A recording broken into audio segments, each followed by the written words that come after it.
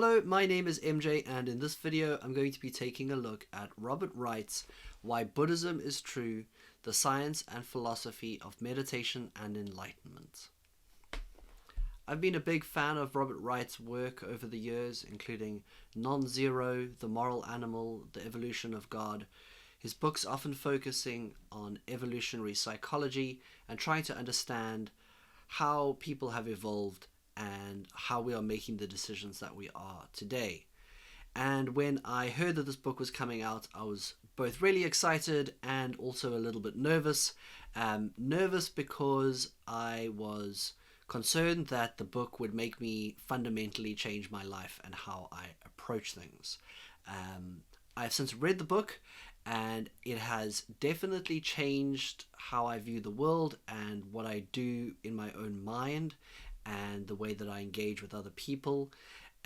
It has perhaps not been as scary a change as I'd thought it would be, and hopefully I can provide some of the ideas that have influenced and impacted me, and maybe they might resonate with you. I'm not a Buddhist, and I'm looking at the book more for what it can tell me about psychology, slightly more than about Buddhism, but in a sense it's opened up a world of philosophy and thought that has been there for many thousands of years, and that we actually see resonating more and more with psychology, and is perhaps something not to be so distant from as someone in the West who is interested in exploring the mind. One of the things that I really like in the book is Robert Wright's discussion of the modular mind, and how our brain evolved over time, and it evolved to help us solve various problems.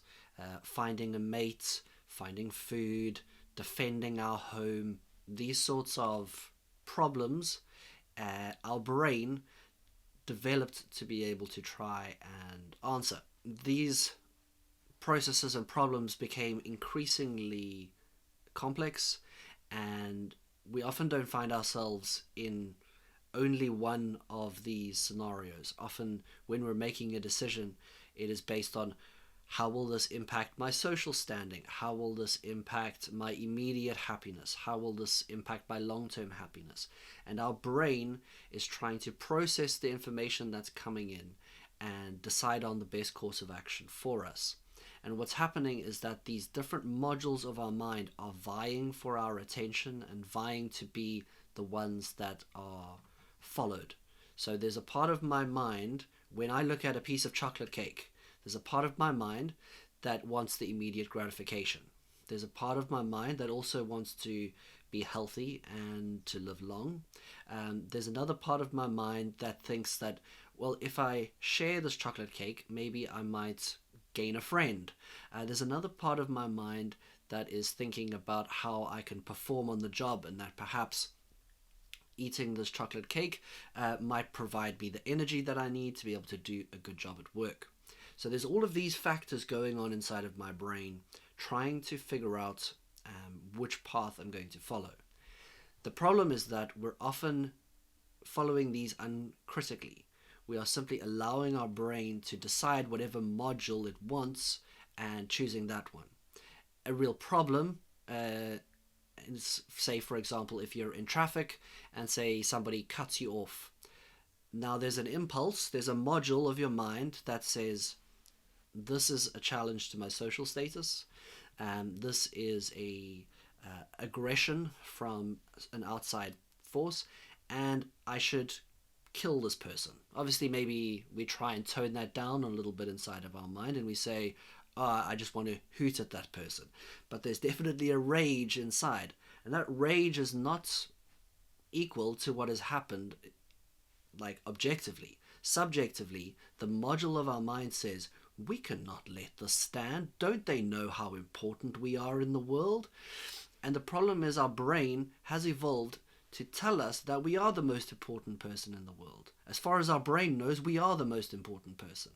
And it has helped our ancestors to believe that they are the most important person in the world, because this selfish gene is actually quite an important one in human evolution. It has helped us to be able to put our interests ahead of others and to be able to be the people who are able to create children in the next generation.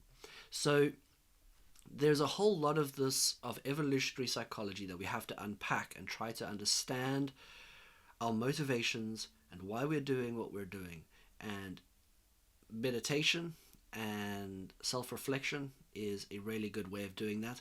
I don't meditate very much, but that's more a fault of maybe my lifestyle, maybe not being far enough in this journey. But what I've started to do is I've started to see how I can look critically at what modules of my brain are being activated.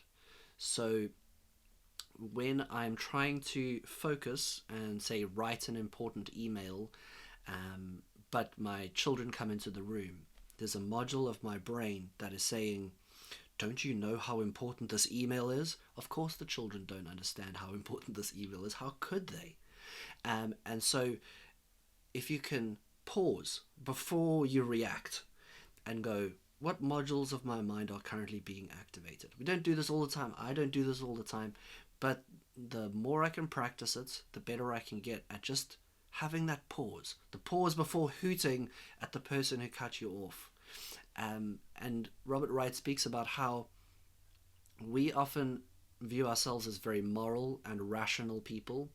And so if we were the person doing the cutting off in the traffic, we would be saying, I'm not the sort of person who cuts people off in traffic, but I just have to do it this time, because if I don't get to this appointment on time, I'm going to be in trouble with my boss. I'm sure that the universe and everyone around me will understand why I've had to make this decision.